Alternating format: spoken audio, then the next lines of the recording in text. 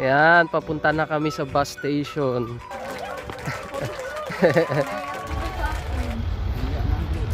Bakit kayo mahiya? Wala naman akong hiya. Yan. Sa mga kababayan natin na tumutulong sa amin. Yan si Ate Gigi. Hindi, hanggang airport na tayo. Tapos mag-train. Ah, okay. 19 pa yung train natin eh. 19, okay. 11, 19. Yan, takbo-takbo. Going to airport.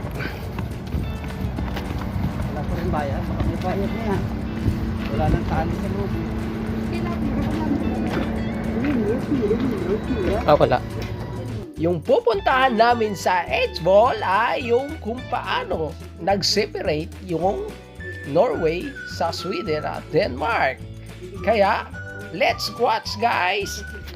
Dinadayo talaga itong lugar na ito sa eidsvoll at ang mga turista dahil big deal talaga itong lugar na ito sa mga Norwegian citizen.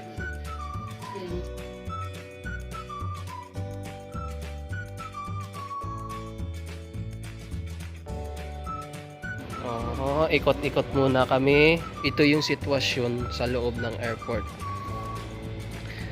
Hindi pa ate nag-uumpisa talaga yung flight, no? Ay, sa ano lang, sa ano ba yun? Inland. Ito ngayon yung sitwasyon dito sa loob ng airport. Domestic lang. Ah, domestic. Domestic. Laro na mag-English. Sige lang, ayos lang yan. Ang mga subscribers ko naman hindi naman mga Inglesero. Mga kababayan din natin. Nalilito kasi ako, lalo na pag galing ako ng trabaho, tapos yung receptionist laging nagsasalita sa akin, Norwegian. Oo. Tapos biglang magbibisaya, tapos biglang mag-English. Nakakalito din, oh. Sirado. Saan tayo? Oh, tignan nyo guys.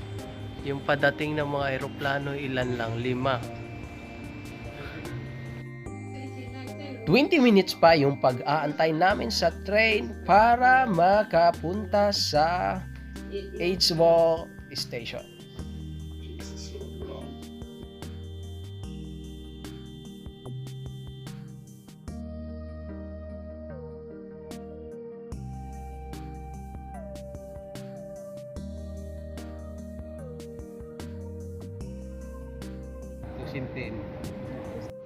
Yan, ito yung ng train. Dito kami pupunta sa eidsvoll. Maraming salamat sa aming napakagandang tour guide, Ate Gigi.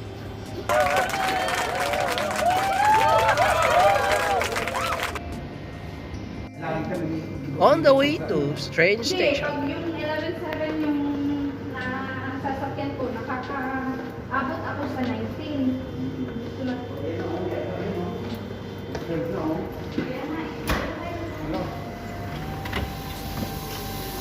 Yan. Kaya dito mahirap pag-transport. Pag late ka. Ayan, bukas. Pag silang mag-late, maghihintay tayo.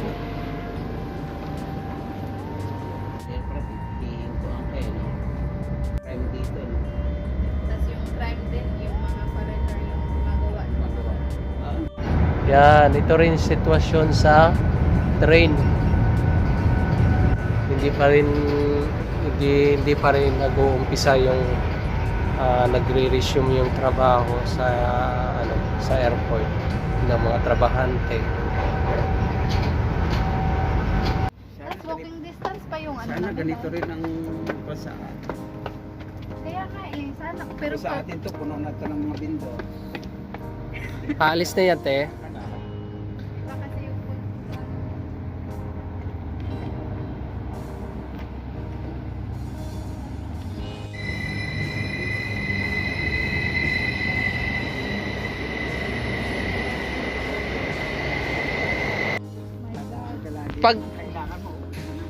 Pag ano pala, puno din dito ng snow? puno din Pag- sa winter. Pag winter. Pero ano naman sila, naglilinis, may ano, yung parang traktor. Oo. Ginagano. Ayong para i-clearing yung ano yung daanan. Ilang beses ako nadilig dito sa airport. Ang snow. Alam niyo ba guys, ito si Ate Gigi. Ito yung daily routine niya. Pagpunta sa trabaho, pag-uwi ng bahay, at saka kung may bibili siya sa store. Ito po yung Rima 1000.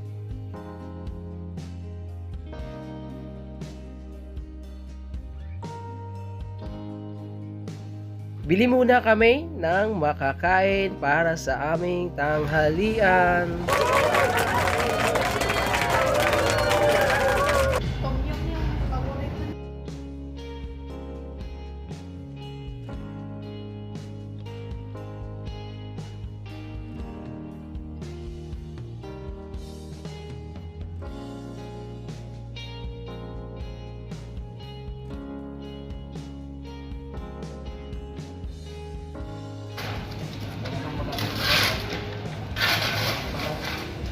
Wala nang bala. Mabaho.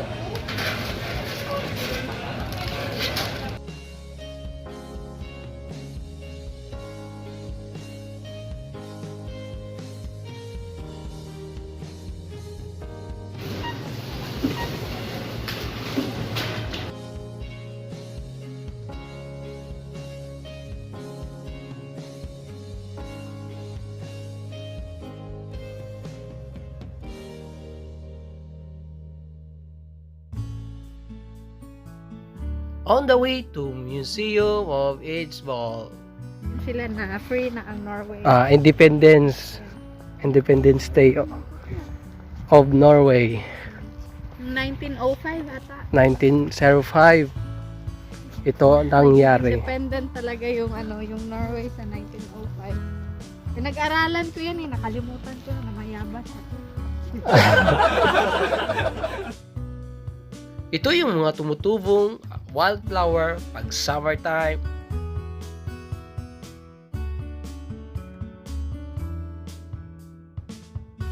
Yun. Anong ibig sabihin ng September. Welcome to eidsvoll 1814.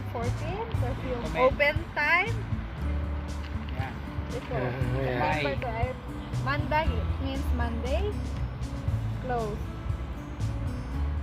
Tuesday free. to Friday. Ano, 10 to Dag. 3. Tops dag. Ha? Oo. Naku. Dito rin ginaganap yung Independence Day ng Norway.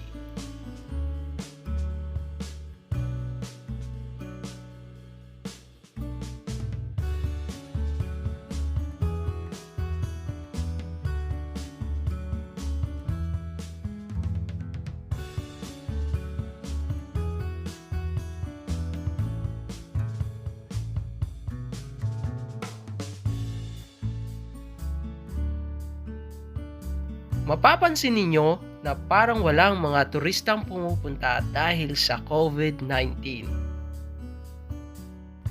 At ito rin yung dahilan kung bakit na-stranded kami sa Oslo, Norway.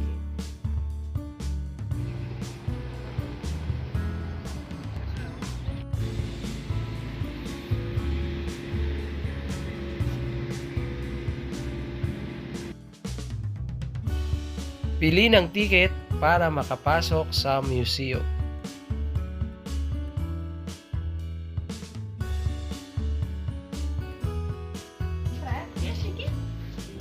Er det på engelsk? Hvis det bare blir dere, kan vi ta det på engelsk. Ja, for de engelsk. Foreløpig det ingen andre. Altså, jeg kan veldig glad i ta det på engelsk. Ito, nakabili na ng ticket. Pasok na kami sa loob. Og det sånn hvis noen av dere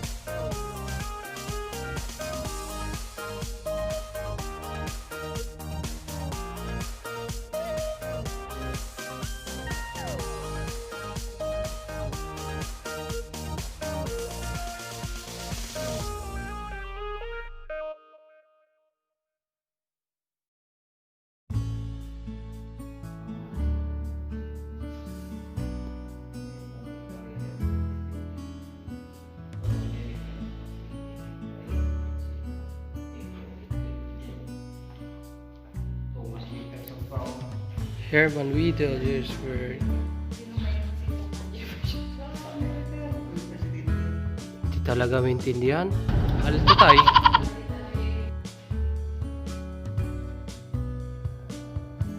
Going to the people to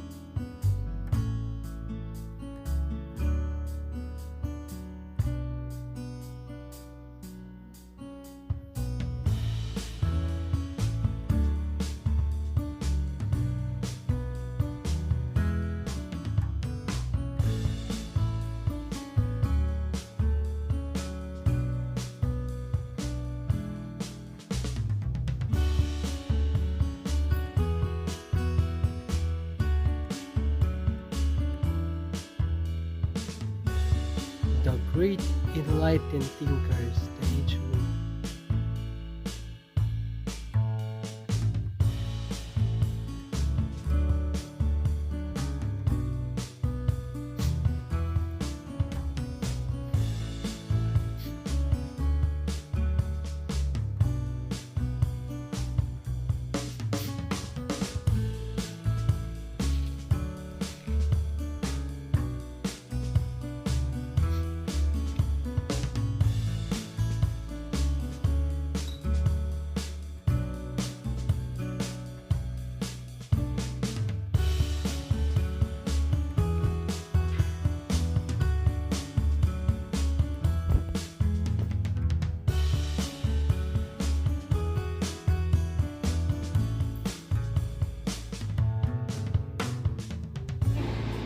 Close? Ay, antay-antay muna.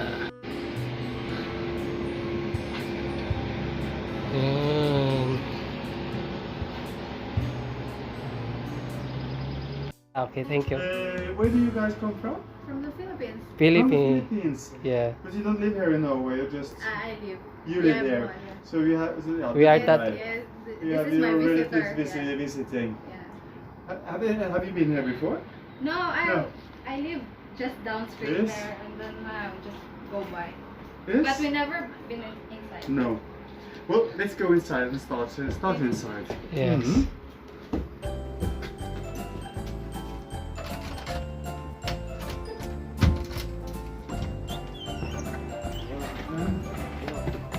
Our first job is to put on these shoe covers. Yes, for okay. this. So you can just sit down, just take a seat, and if you want to, put them on. I think the red one is weather for your visit. Okay, susot muna tayo ng sapatos, protector, bago pumasok ng museo. Yeah. What is your mother tongue? Is it Tagalog? Tagalog. Tagalog, I'm Bisaya, and he's Ilonggo. We So have three different Dialect. Philippine languages. Yes. we have Between you. 179 languages Yes. in Philippines. So Yeah. if we don't speak English, Tagalog, so he cannot understand us. So we need to speak it. Yeah. Okay. Well, then we'll do our best in English then. I don't know any of those three No, no. languages. I know Spanish though, but I cannot not the others. Yeah. Okay. This is, of course, well, and you have told that this is the place where the Norwegian Constitution Yes. was made, was debated, voted, and signed in 1814. 1840. And that is still the Norwegian Constitution. It's still in force. Of course, this was a period for the Revolutionary era and the Napoleonic Wars, a period when constitutions were written in many countries. And not before. You might call this the constitutional period in Western history. But very few of those constitutions have survived as living constitutions because they have been replaced with more modern constitutions. Only 2 countries have kept their constitution from this period. The United States of North America, the US Constitution from 1787, still in force in the United States, and Norwegian Constitution from 1814, still in force. Wow. Those are the only 2 constitutions left from that period. And that is a normal thing. A constitution, society changes and the old constitution needs replacement. What we have done is instead to amend the constitution bits and pieces. It has been changed.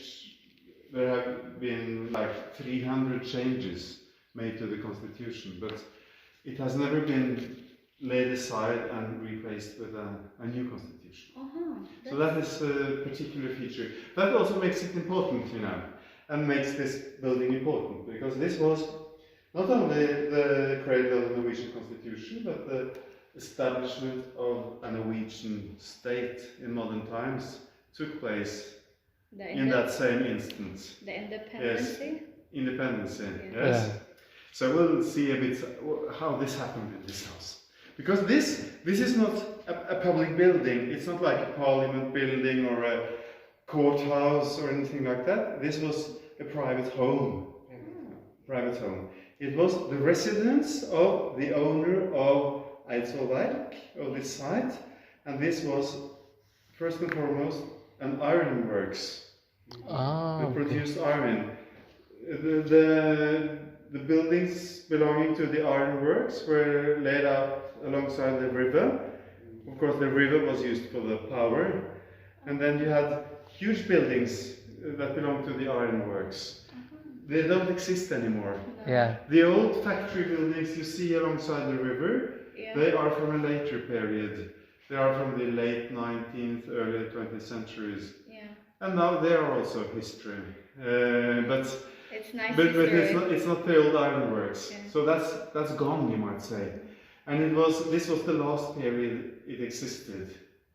And the owner, he was named. Approached the building from the parking lot. There is a statue. You see it there, the statue between the trees.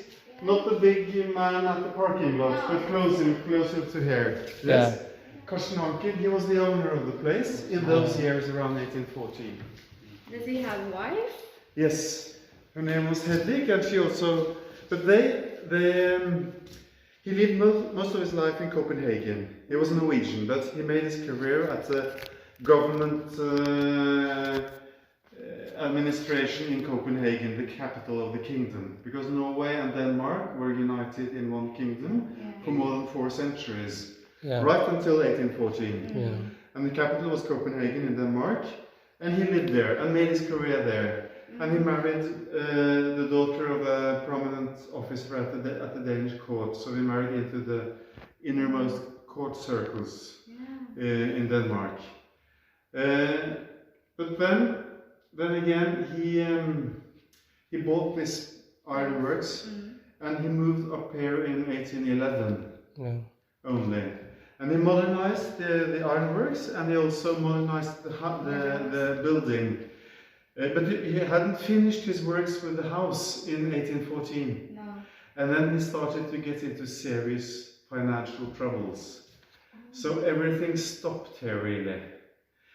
The ironworks stopped, and the works with the house stopped. So some parts of the house, some rooms, are unfinished still.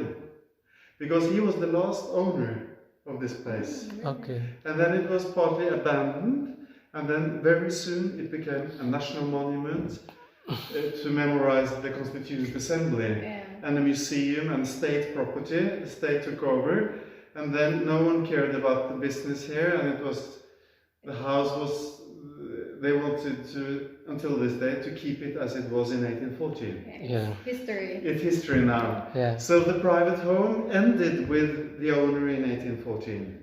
Okay. He was the last person to remodel the house, and so it has been restored in 2014 for the bicentenary of the Constitution. It was fully restored from top to bottom to make it as close to the situation of the house in 1814 as possible. It's like 100 something Yes. years.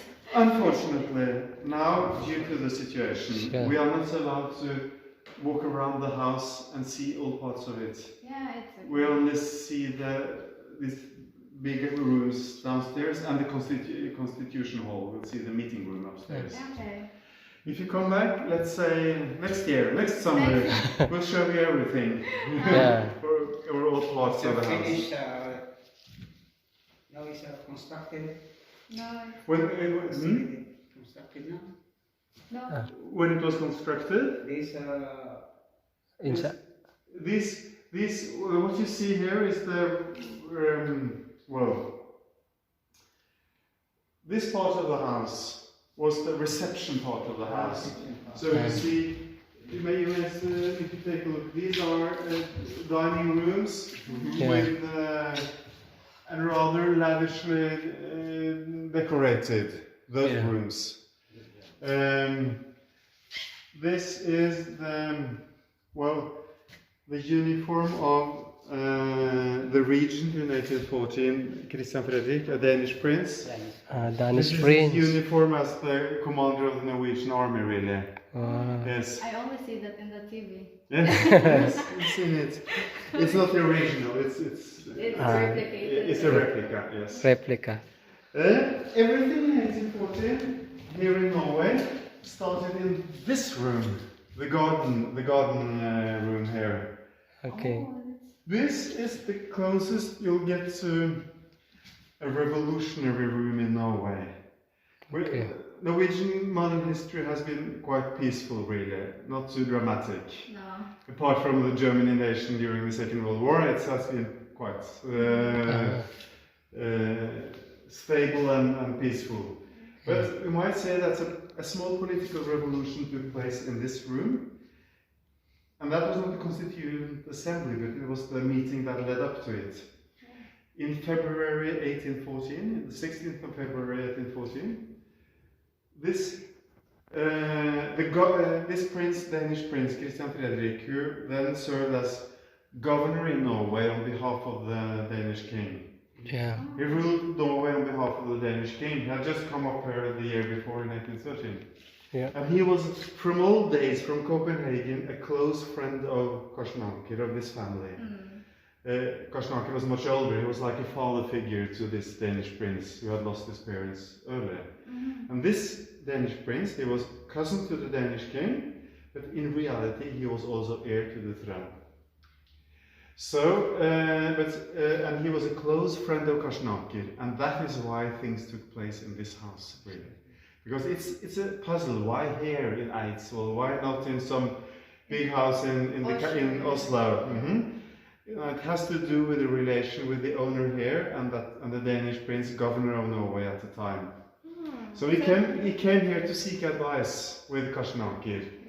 And then he summoned a meeting in February with prominent Norwegian leaders in order to present his plan for Norway, you might say. Because what had happened? Denmark and Norway had taken part in the Napoleonic Wars. And Denmark and Norway, you know, the Napoleonic Wars, they are a bit complicated, but most countries in Europe and America, North and South, were involved in some way or another. And the permanent antagonism is between Great Britain and France, really. And you have shifting alliances with the other powers. But now, when we come to 1813, 1814, Napoleon is about to lose the war.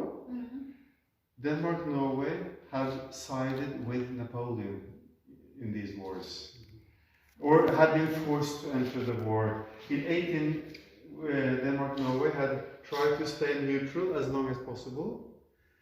Great Britain pressured to force the Danish king to enter against Napoleon. Napoleon pressured the Danish king to enter the war against Great Britain. At last, the British lost patience and just attacked Copenhagen in like a preemptive strike.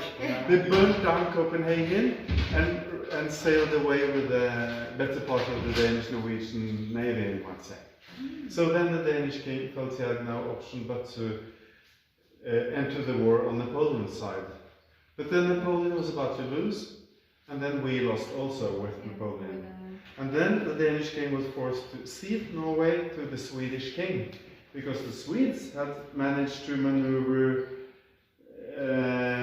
into the right side, of the winning side.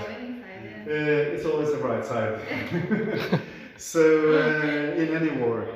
And they, even if they were led by a former French general from Napoleon's army, Jean-Baptiste Bernadotte, who had become new Crown Prince of Sweden. And he said that I'm willing to side with the great powers against my former emperor, against France.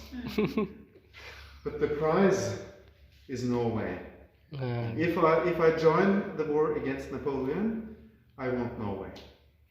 And Norway was supposed to be a kind of a recompensation to the Swedes, because they had in turn just lost Finland to Russia in a war between Sweden and Russia.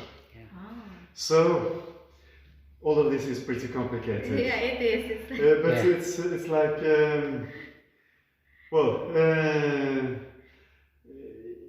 before this, we have two kingdoms in Scandinavia, Denmark, Norway, and Sweden with Finland. But then, as a result of the Napoleonic Wars, Finland and Norway emerged as new independent states also. Finland, who had belonged to Sweden, Norway, who had belonged to Denmark. Yes. So, that was what happened. But then, Napoleon, the Swedes, and Karl Johan, as he became known as the Crown Prince of Sweden, they got their way in a treaty in 1814, January 1814, the Treaty of Kiel. The Danish king ceded Norway to the Swedish king. So what happened here in February? This Danish prince in Norway, with Karsten Anker, the owner of the house, they had laid a plan. What worst case scenario? The Danish king is forced to cede Norway. What will we do then?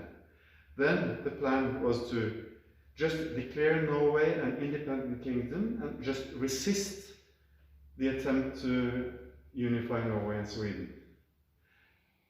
He wanted to avoid a union between Norway and Sweden, and to do that, the idea then was to just declare Norway an independent kingdom with himself as a king. Wow. And then he invited these Norwegian leaders in February just to come and say, oh, what a great plan, and give their support to that plan. Yeah. But they just did that halfway. They said, okay, we also want independence. We do not want a union with Sweden. That's fine. But sorry, you cannot declare yourself king of Norway, they said. That's not the way to do it. No. Where does your power come from? It must come from the people. And we're not the people. And for now, there is no king in Norway, because the Danish king has already ceded Norway. And the Norwegians are no longer tied to the Danish. It doesn't matter if you're heir to the Danish throne. No. You're not heir to, there is no throne in Norway that you can just take over. Oh. So you must, the basic idea is the popular sovereignty. It's up to the people now. So you must call for elections for a national assembly and let that assembly decide what will happen in Norway. and that was what came out of the meeting. This new temporary king, he was allowed to rule Norway meanwhile as a temporary king, regent, called for elections, and so we did. And so we had our first elections in February and March 1814 for this National Assembly to meet here at Eidsvoll in April in order to write a constitution, elect king, and establish all the new institutions for a new independent monarchy here in Norway. Okay. So that was what happened. Yeah, okay. So that, and the revolution in that is that everybody knew that coming together to write a constitution in 1814 could by no means implicate going on with absolute monarchy. That was not, the idea was to, the idea of a constitution was a new modern system of government with division of powers, a legislative assembly elected by the people, among a king, if a king, then a king with limited powers, etc. Independent courts, human rights inscribed into the constitution, etc. The Danish king before, they were autocratic rulers, you might say.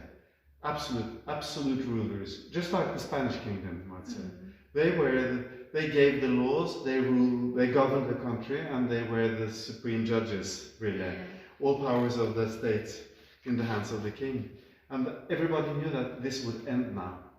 So that was kind of a political revolution in the midst of everything. Okay, but then the most important thing is the Constituent Assembly. Yeah. And they met upstairs. Let's go upstairs. It's very interesting. I didn't hear what said. You really didn't say? Yeah. Wow. This is The trial court. yes. This is the most famous, most important historical room in Norway, really. Yeah. And still, it's a bit strange, isn't it? It's not. Let's admit it right away. It's not a very fine and elegant room. No. And it has to do with what I told you. Parts of the house were not finished. Yeah. So Karstenanker, he had nothing here. No. In February 1814, when they met downstairs, we just had the naked timber walls here. Okay. So they just improvised in a hurry, because this is the biggest room in the house, Yes. the biggest hall. They had to use this room. Yeah. So they just put on the timber without The wood. It's so simple, and no time to finish everything. Yeah. Okay. So that's why it's like this. Yeah. And then of Okay. course with benches for the representatives. You can sit down if you want to and be representatives, delegates. Yeah. Pretend And that then, and then a podium for the president of the assembly, etc. So it was just rigged like this in a hurry. Everything was done in a hurry. And then you might ask, but why did it stay like that? It never became the ballroom that Karstenanker would have wanted it to be. But that's because he didn't have the money to go on. So everything stopped here. And afterwards, as a museum and a national monument, it is the improvised meeting room that is interesting, where the constitution was debated here and finally voted and signed. Yes. So the government of Norway is not using this. No, no, it's a museum. It's only Because we have the Storting, we have the parliament in Oslo, you know? Yeah. And that is an institution created here in the constitution, the Storting. Yeah. And the original copy of the constitution is kept in the archives of the Storting in Oslo. So this is a copy. And just like the room, it's very simple, just improvised. The original of the constitution is not an elegant document with gold and so on. Like many documents of the kind are really fine, pretty documents. This is just a simple writing book, you know, where they wrote the 110 articles of the constitution at that time and dated the constitution eidsvoll, the 17th of May 1814. And then the signatures and seals of all the representatives. That's the rest of this little thing. Signature, huh? So The signature. The stamp. yes, it's yes. Maybe this blood or... Yes, no, it's not No, blood. it's a wax. Yes. Wax So, stamp. and then you have the Like ring. yes, you just stamp them. Stamp. Yes. Okay. So the 17th of May, that's why we celebrate the 17th of May in Norway as our national day. It's Constitution Day. I think you Wow. noticed that. Yes. They have the Traditional. It was, of course, not Traditional. like it used to be. It was a bit special this Yeah. year, of May course. 17. It's usually a very big thing It's with big outdoor gatherings. Not possible this year, No. but every other year it's like that. So that's what happened. They drafted the constitution. 112 men were gathered here from all parts of the country except from the northern provinces. From northern Norway, they did not have the time to complete the electoral process No. because communications were so slow at the time. So it took some weeks. Letters took weeks and weeks to reach out to the far north. I guess And there's no Norwegian fleet. No Norwegian. They couldn't just take the Norwegian flight to Tromsø. No. So when they had finished the electoral process, this assembly had done its work and dissolved really. So, but from southern Norway, from all of southern Norway, they met here. And then they wrote this pretty simple constitution. It's not, I think they that's did not, it's not what we would call a democratic constitution in the modern sense, but for the time, it was a big leap from the absolutism from before towards constitutional rule, and also with the possibility of developing it into a more democratic constitution later on. And this also meant the establishment of an independent Norwegian state. However, later in 1814, reality knocked on the door in the form of the Swedish army and navy that attacked Norway in the summer of 1814. And Norway lost a very short war and had to accept a union with Sweden after all. That was... They should have seen it coming. But amidst all this, the Swedish Crown Prince Karl Johan, he was generous at the moment because he wanted to settle things with the Norwegians quickly. He didn't want a protracted guerrilla warfare in Norway or anything like that, so he just said, now you accept the defeat and I will accept this revolutionary constitution from Eidsvoll as the basis for government in Norway.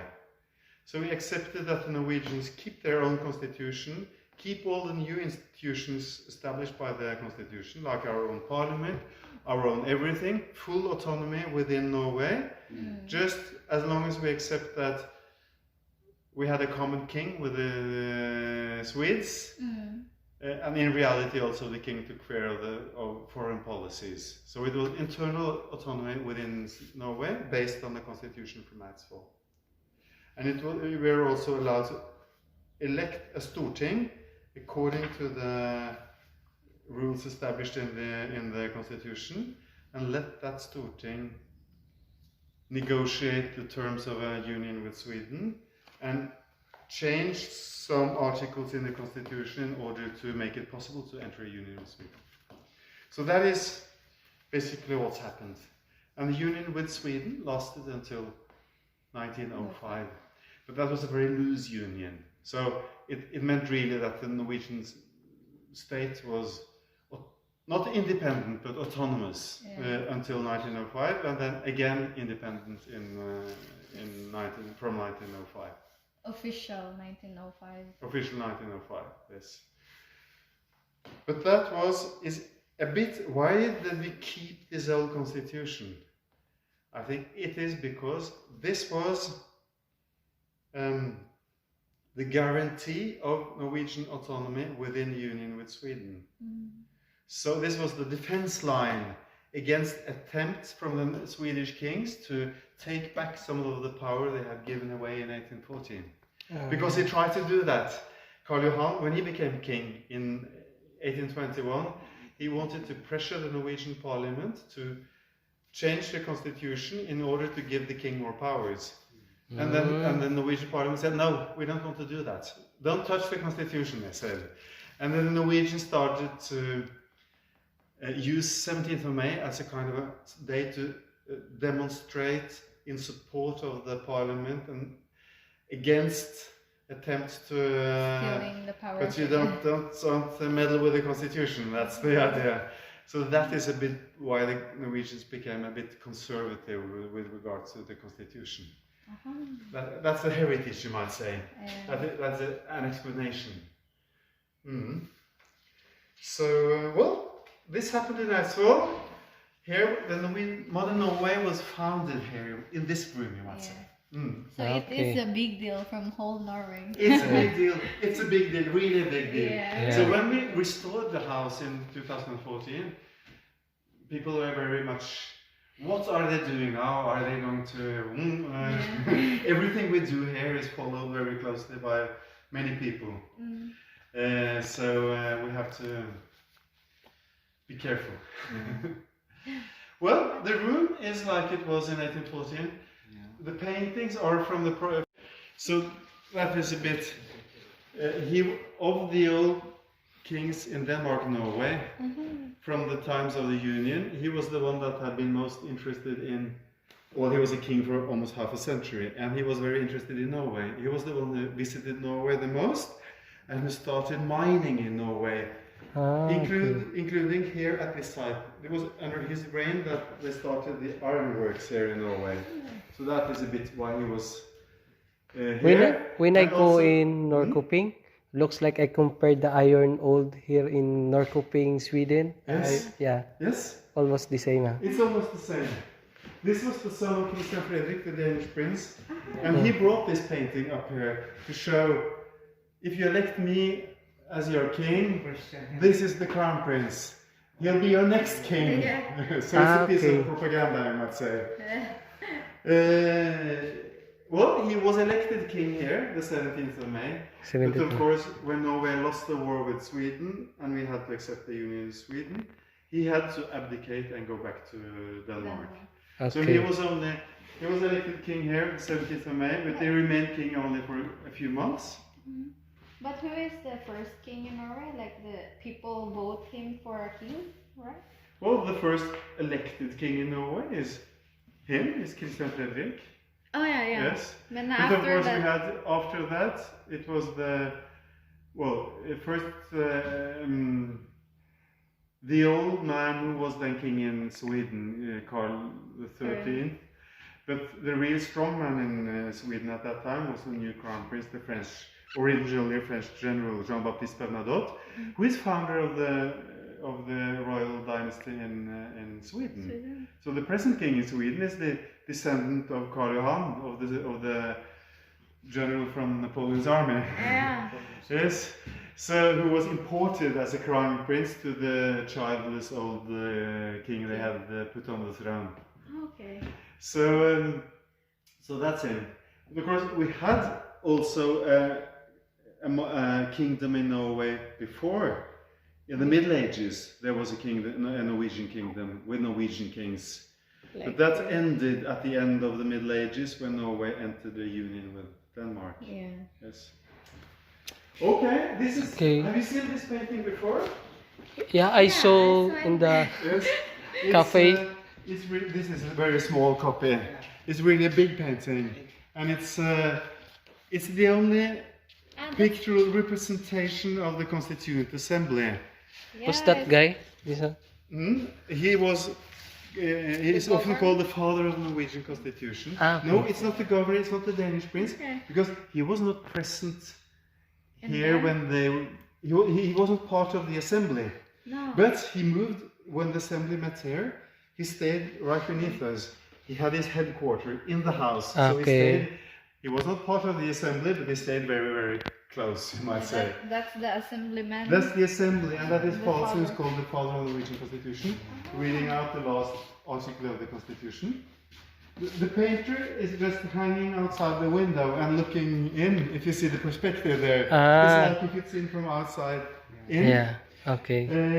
And the secretary, is turning around to look out into the park. No, he turns around to look